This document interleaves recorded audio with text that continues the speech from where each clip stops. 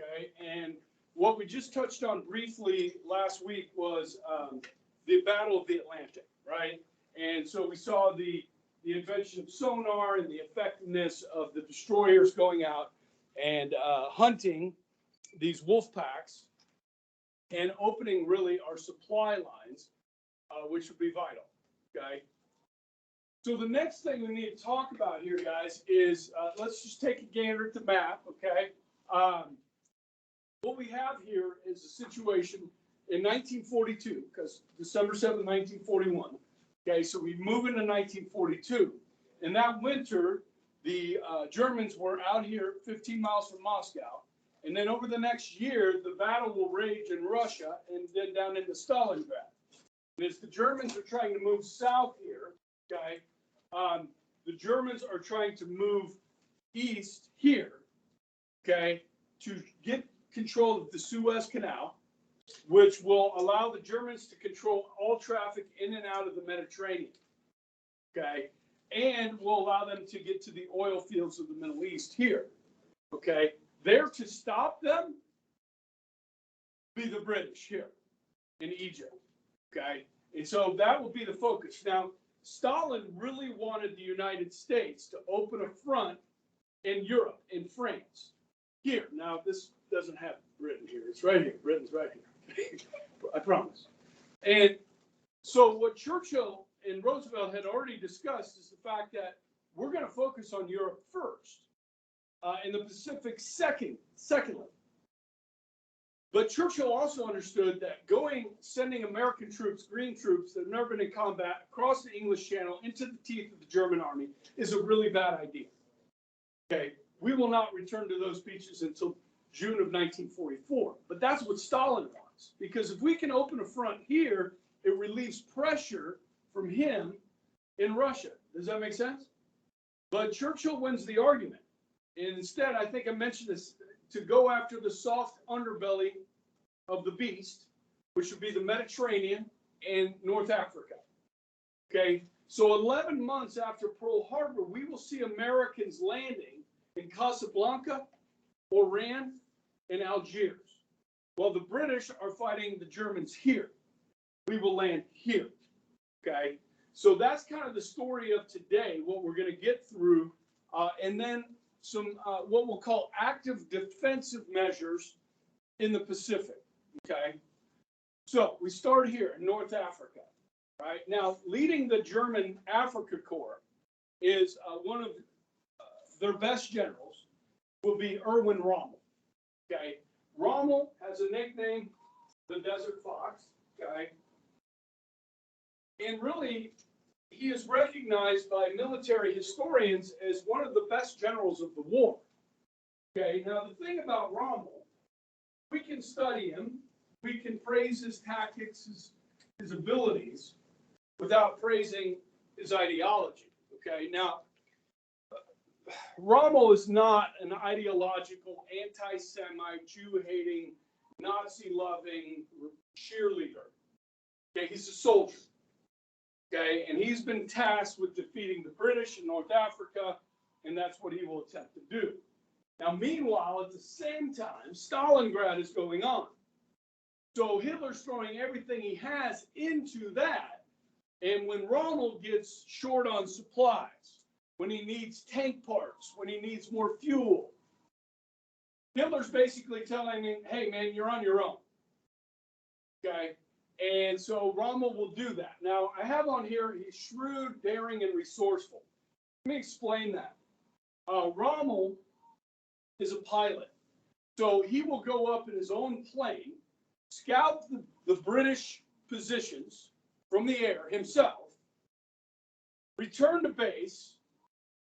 He will draw up a strategy to engage the British and then carry it out, not from the rear, but from the front. Okay, this is the general that is the soldiers' general.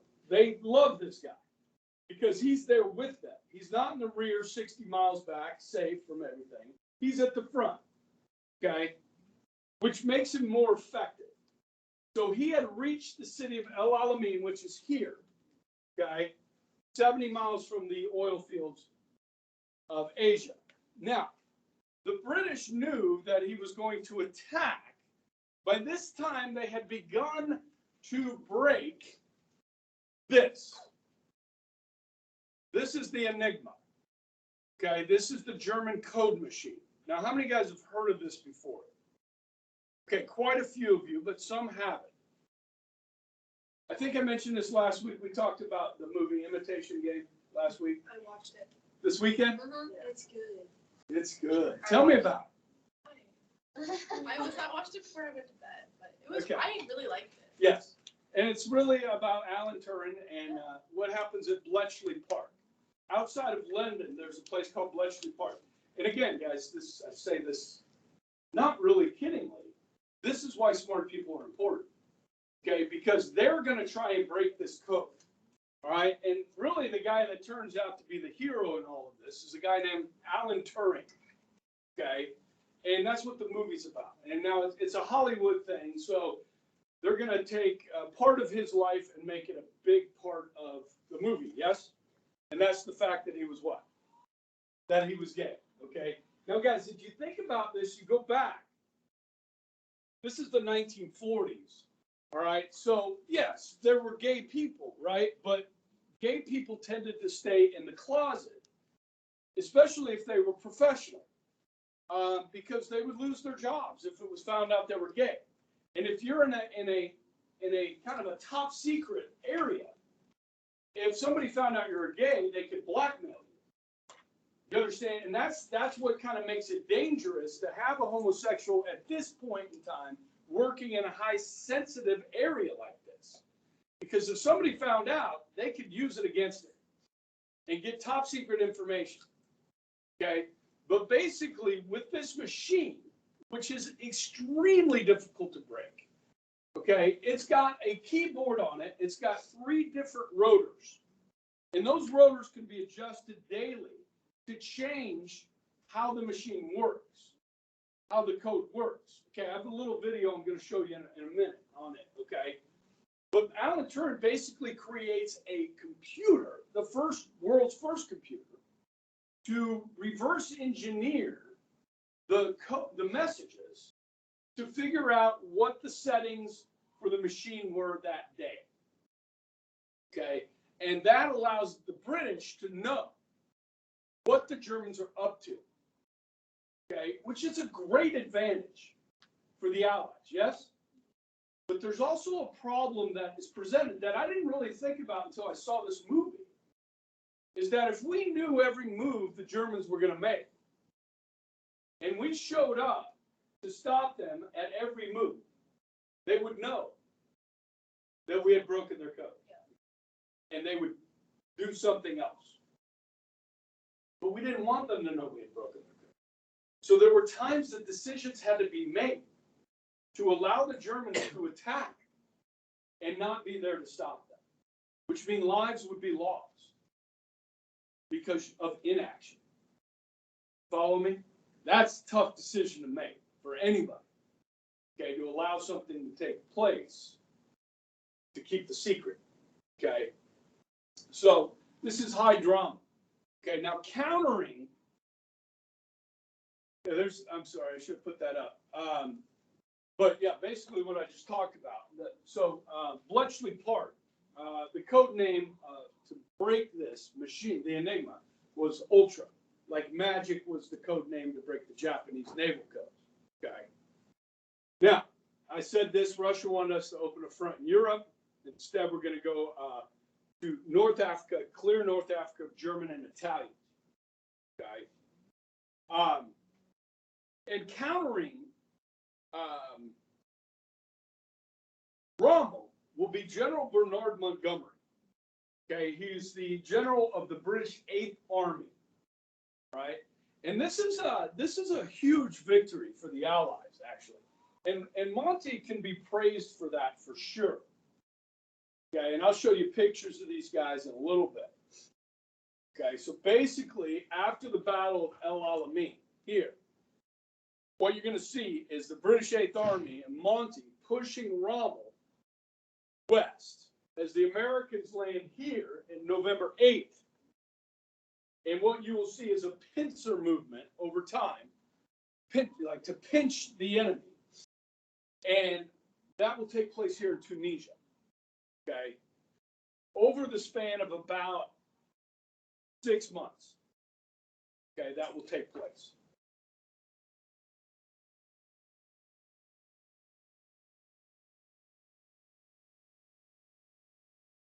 Now, guys, this is desert warfare, okay, which is particularly difficult. Now, our veterans of Iraq certainly can talk about desert warfare a little bit. But at night, what's it like in the desert? Yeah, it's really cold.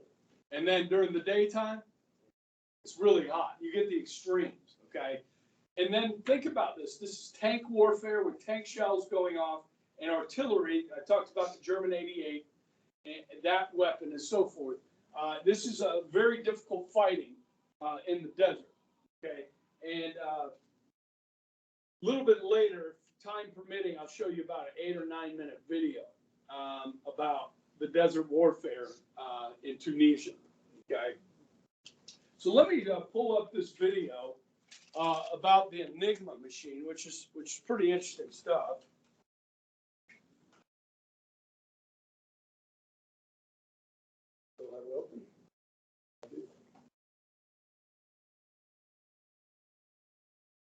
You can see this is entitled Bletchley Park.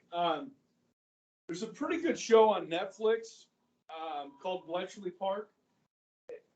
When they brought the smartest people they could find to try and break this code, and some of them were women, okay, and they played a vital role as well. And after the war, which is, you know, one of those things that we study here, is that when women went into the workforce during the war, both in Britain and the United States, when the war was over, a lot of the men came back, took those jobs, and women lost their jobs.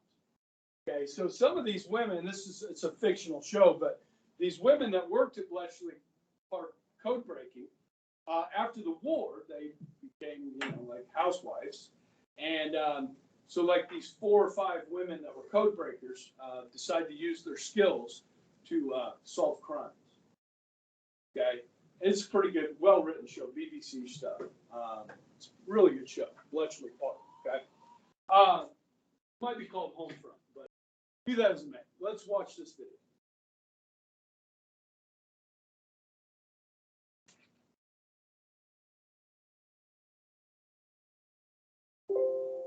The German Secret Service units issued a code book which contained the settings for each day, which changed at midnight.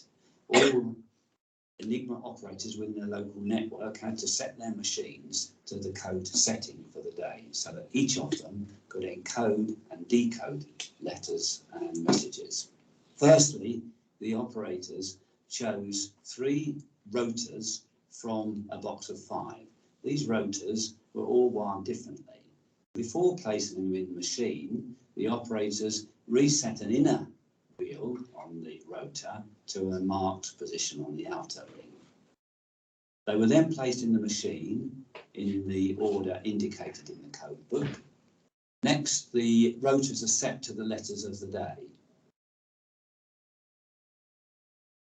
The next part of the procedure is the stecker board, which is indicated in the front of the machine. These steckers, which are plugs, are changed according to the code book again, and each plug will change one letter. For example, the letter A to the letter K. When the operator presses, let's say, the letter A, it sets up an electric current which runs through the machine, first through the stecker board, changing the letter each time it goes, then runs to the rear of the machine, first through the 3 rotors, hits a reflector plate, and comes back on a different part of the 3 rotors again, finally lighting a lamp at the rear of the machine, indicating another letter other than the one which was pressed. The Enigma machine cannot encode the letter that you press in the first instance. The remarkable thing about Enigma is that when you press a letter on the keyboard and the subsequent enciphered letter lights up to the rear of the machine, the chances of that letter lighting up are nearly 158 million to 1. Now, to put that into perspective, your chances of winning the British National Lottery are approximately 18 million to 1. It's a misconception that if you have an Enigma machine, you can break any Enigma messages. This, of course, is completely untrue. It's necessary to break the key setting for the day before you can understand an Enigma message. Okay, so that's what Alan Turing had to figure out, okay, is how to reverse engineer that. This is what his first computer looked like, okay, which you'll see in the movie. And this is Alan Turing here, okay. So really quite a important hero of, World War II for sure, okay. And I think the movie does him good justice for sure. Gives him good credit.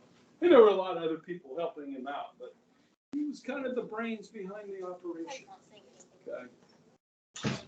Okay, so you guys good on these notes right here? Not quite there yet? Okay. So, yeah, this is going to really allow the British to have advance notice on a lot of events here.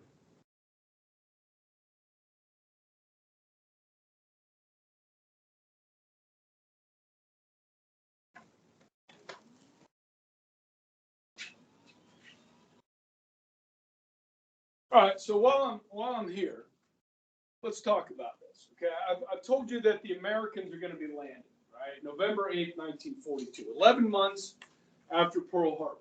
Okay, the command structure for the European theater. Okay, we're going to use an American to be the head of Supreme Commander of Allied Forces. It's going to be an American.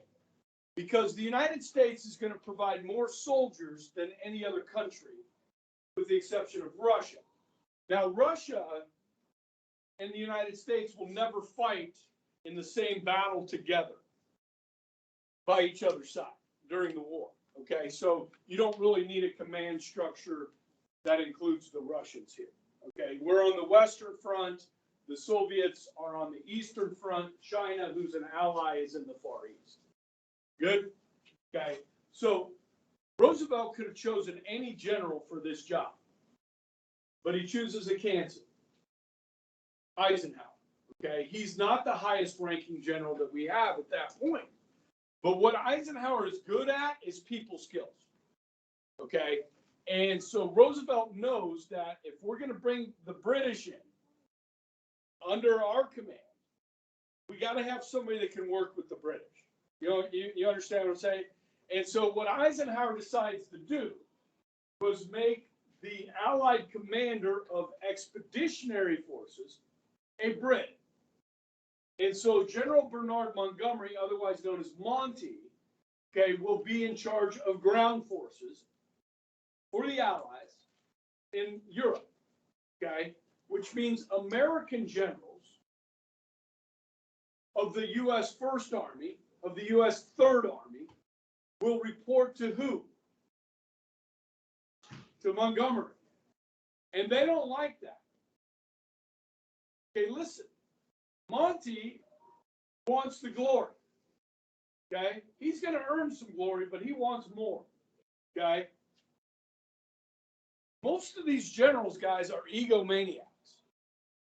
You don't become a general by not, just think about running for president of the United States. Who wants that job? You got to have a pretty big ego to run for president. Okay? Yes?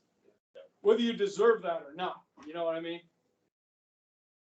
These generals are similar in that way. We mentioned guys like General Douglas MacArthur, General George S. Patton. Okay, these people really believe in themselves. All right, but reporting to a Brit is not going to go well. Okay, and Eisenhower has to deal with all this. Okay, and so he's the right guy. I mean, history shows that Eisenhower was the wise pick for Roosevelt. Okay, because this is going to become an issue, as we will get to. An issue, but also it actually has a good benefit. Okay, as I'll explain. Okay, so these two maps, this shows the Battle of El Alamein. In red is the Germans, in blue are the British 8th Army. And so this is November 5th, November 7th, November 11th, November 15th. Okay, things are moving quite rapidly. Rommel's in retreat. Begins to slow down here. This is Christmas, December 25th, and February 4th here. So it begins to slow down as far as them pushing them back to the west. And then on the 8th of November, as I said, here at Casablanca, Oran, and Algiers, okay, is where the Americans will land. Now, how does that landing go? The landing at Casablanca, very little resistance. Just a few French colonials. And the French are going to do what they do.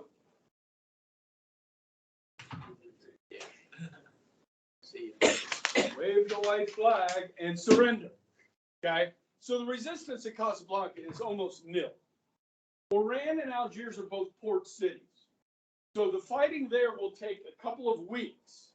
And guys, the first people we're fighting against in World War II are French and Italians. Okay?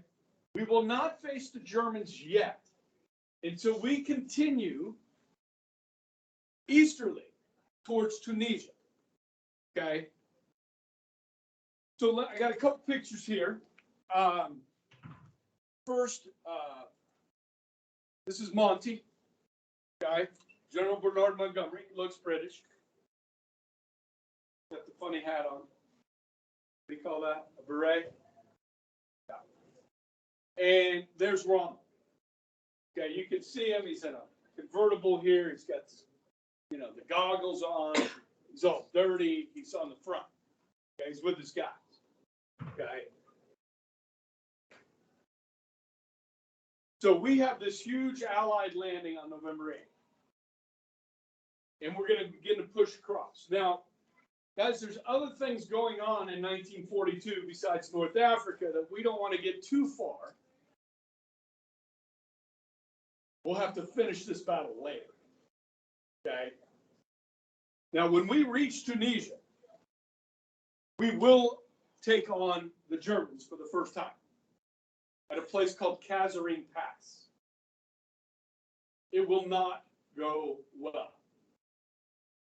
In fact, it's the worst defeat of the war for the United States as far as mileage lost.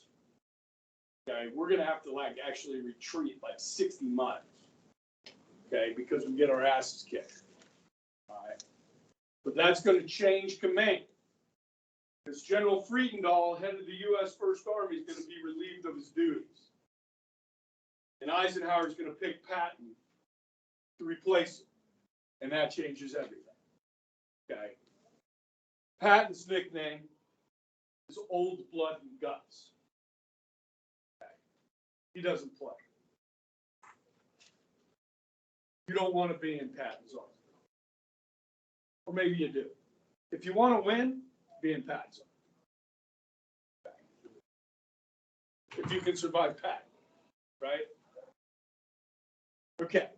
So, while this is happening in Europe and North Africa, what's going on in the Pacific? And I know you guys have been wondering this, Mr. Ebright.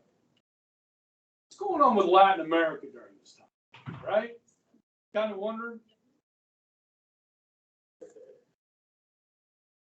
Let's talk about Latin America. Okay, so first of all,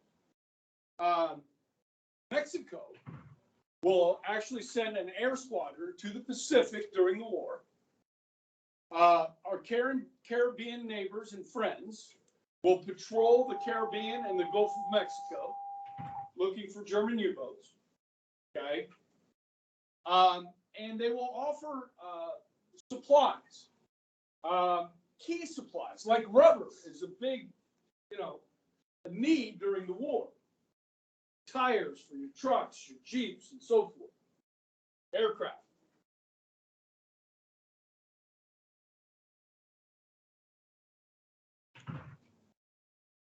And then something called quinine. You guys heard of quinine?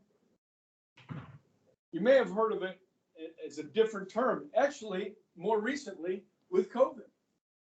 It's kind of been a lightning rod, quinine. Sometimes referred to as hydroxychloroquine. Hydroxychloroquine? The whole thing with Trump, right? It's a therapeutic. Okay, now quinine is used in pill form. It's been around for more than 100 years. Okay, and actually you can buy it over the counter in Central America and South America. It's over the counter, and in Africa. Okay, because quinine helps prevent the transmission of malaria. Now, where would that be important for our troops? Yeah, in the Pacific, yes? In the jungles, yes? On the islands. Because malaria is spread by what? Mosquitoes. Okay? So quinine, which is like hydroxychloroquine, okay, is a vital supply that we get from Latin America. Okay? All of our troops that go to the Pacific will be given quinine. Okay, yes. Is it just like one dose and you're good? Yeah, I think you may need it more than, like, if you're there for a longer period of time. For many troops, it made them violently ill, taking the quinine, throwing up, and made you sick, but it protected you from malaria. So being sick for a few days because of the tablet, better than getting malaria. All right, so now look at this map. So one of the things, and I'm going to post an assignment. I'll make it due like next Monday. How about that? Next Monday, okay? And some of you guys need points, so it'll be an optional assignment. One of the questions on the assignment is about what happens in the Philippines. Okay, so I don't know if you remember me mentioning this, but in the Spanish-American War, 1898-99, one of the heroes of that war was a guy named Admiral Arthur MacArthur, okay, who stayed in the Philippines after the war there and had a son named Douglas. Douglas grew up in the Philippines on a military base,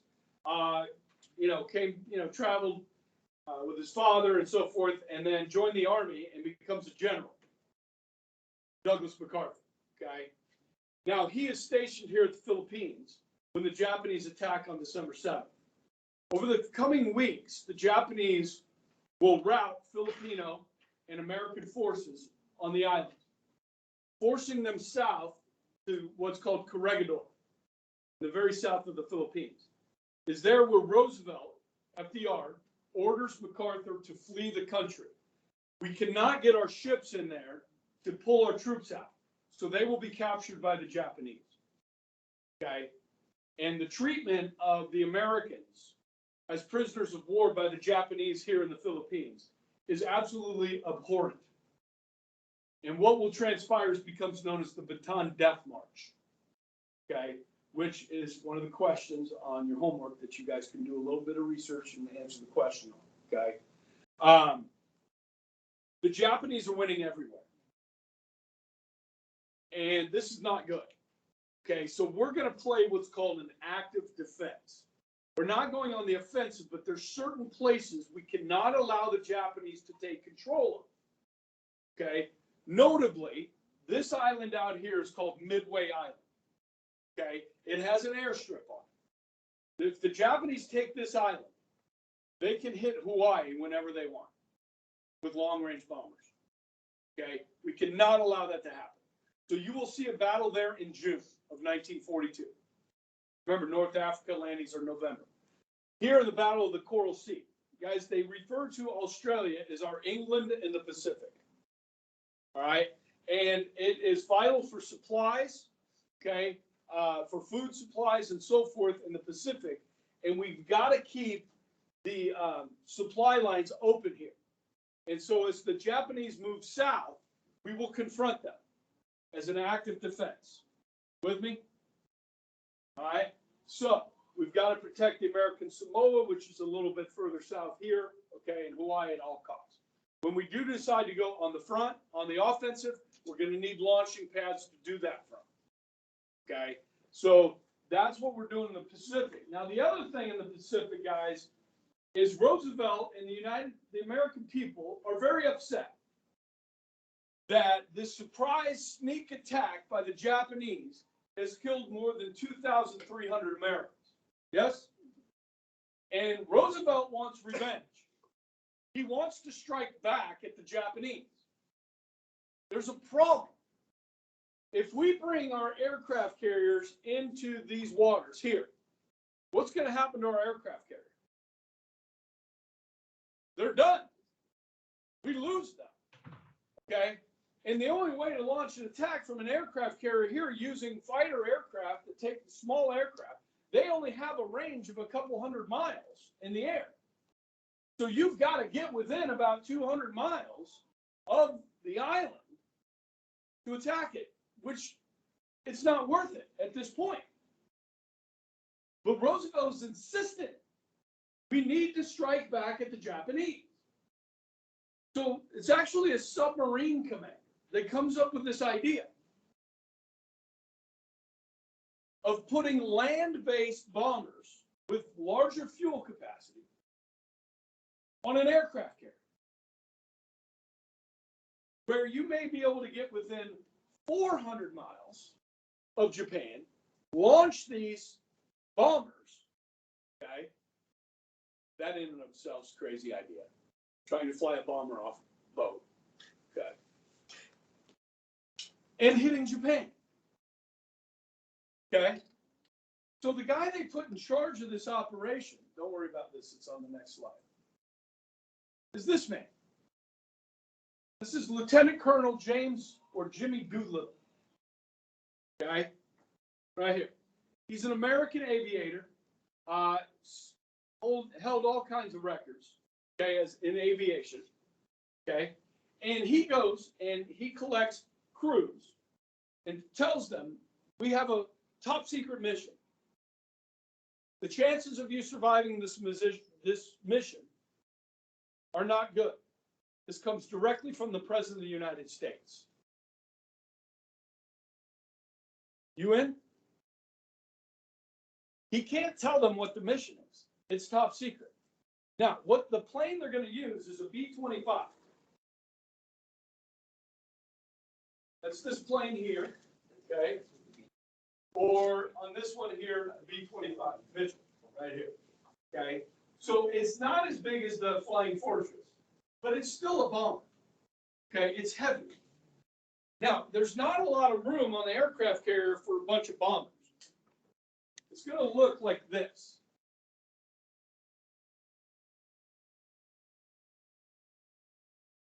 Okay. Now, where are you going to take off? So what they're going to do is they're going to pack these bombers into the corner here, all right, and have enough runway. Now, they're going to have to lighten these babies, okay, because they're too heavy. They're too slow. You got to get the ship going full bore into the wind to get lift for the wings to get off. So they practiced short takeoff techniques on land. These guys still didn't know what they were doing. They just knew they had to be able to take off a B-25 in like 400 and some feet. Okay, and they're like, this is impossible. But it wasn't, okay? Now, Doolittle, he wants to go. Okay, there's like 85 guys here with 16 crews, okay? The Secretary of the Navy's like, Doolittle, you can't go on this mission. You're going to die. He's the first plane off, okay? Which means he has the shortest runway. The last plane off has the longest runway, all right? So this guy's a hero. In fact, most of these crews are going to survive. One of the pilot asks, once they get on the Hornet and they're out to sea and they tell him what the mission is, he says, well, how are we going to land these back on the carrier? He's like, you're not. This is a one-way mission. You can't land one of these on a carrier. Okay, they had to put them on with cranes. All right, so back to this map. The goal is to get within 400 miles, launch, drop bombs on Tokyo and some other cities, and then try to get to unoccupied China. Because the Japanese control this. So you're going to try and fly beyond where the Japanese control. We don't tell the Russians, this is Russia up here, we don't tell the Russians we're doing this. So we don't have permission to land in Russia. Russia doesn't need a war with Japan yet. They've got their hands full with Germany. You understand? So Stalin doesn't want to confront or, spark something with Japan. So actually one crew does fly to Russian soil, and they will be detained by the Soviets until the end of the war. There will be crews that will be captured by the Japanese, and they will be executed. But the majority of them will survive this mission, which is unbelievable. Literally crash landing their B-25s in China. That's how they survive. Okay, it's crazy. Okay, now that movie Pearl Harbor that I showed you guys last week, the attack scene, at the end of the movie, they have this mission because those two pilots fly on this mission from the movie, and it's very well done. So of course I'm going to show you that tomorrow. Okay, now there's two movies over there. There's a movie called 30 Seconds Over Tokyo. Okay, now 16 bombers are not going to do a lot of damage, are they? The Japanese had 353 planes. We're going to have 16 bombs, and they can't carry a lot of bombs because too heavy. Okay. Now, in this picture, you can see Doolittle. He's holding something in his hands. These are Japanese friendship medals that the Japanese have given to the United States. He's going to attach them to these bombs and give them back. Okay. Now, there's a lot of really good stories with this. But as far as the impact goes, right, the Japanese believed in something called the kamikaze. You've probably heard that word before. But what that means, English translation, is divine wind. The Japanese believed they were protected by this wind. If you go back to the 13th century, you guys have heard of the Mongols?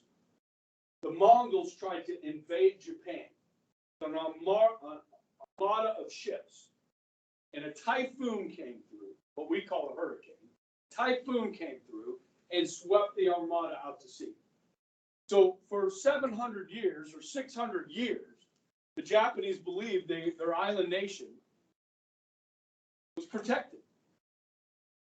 But when those 16 bombers came through and dropped bombs on Tokyo, that belief was shot. It scared the crap out of the Japanese. Okay? Think about this. How much time? Bell buttering? 10 minutes. Oh, boy. Yeah, question. Yes. He did. Amazingly. Okay. All right. I know we're not all football fans in here. Okay. But probably at some point watched a football game. Okay. And at the end of the game, if one team is ahead, okay, say by a touchdown, all right, the other team has the ball way at their end. They got to go 80 yards to score a touchdown to tie it. Yeah. So what kind of defense does the team that has the lead put on? What do they call that defense?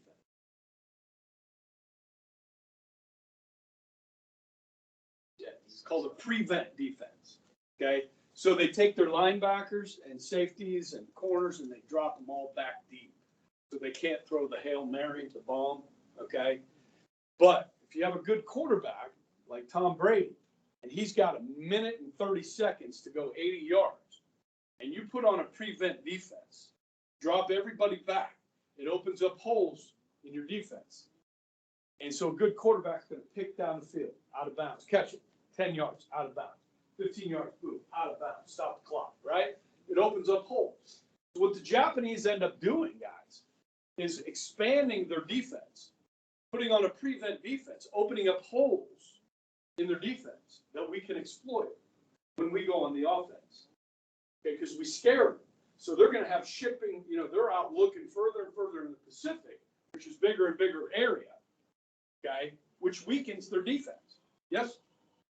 So even though it was only 16 bombers, it had a huge effect. And then you think about how this lifted the American morale.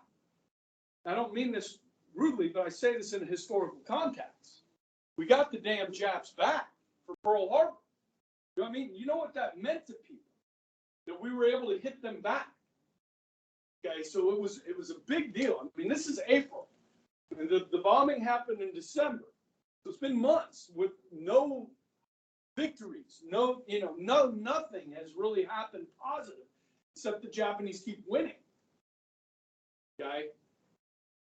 So, yeah, it's a really important event, okay? And one that I'll show you a few minutes of in the video, Pearl Harbor tomorrow. I got about 6 minutes, so I'm just going to go ahead and tell you another story, okay? Now, do any of you guys know what is the most popular sport in Japan is? Today. Baseball. Baseball. What about South Korea? Baseball is really big in South Korea. Why baseball? You guys, back in the 1920s, baseball players did not make as much money as they used to. Okay, Thomas Munn, for his book review, did the Black Sox of 1919. These were players on the Chicago White Sox that played the Cincinnati Reds in the World Series. These players are not making hardly any money. Okay, and so gambling was really big. So if they threw the World Series, like lost on purpose, these gamblers were going to give them a bunch of money. Way more than they made from playing baseball. Follow me? So they threw the World Series, 1919.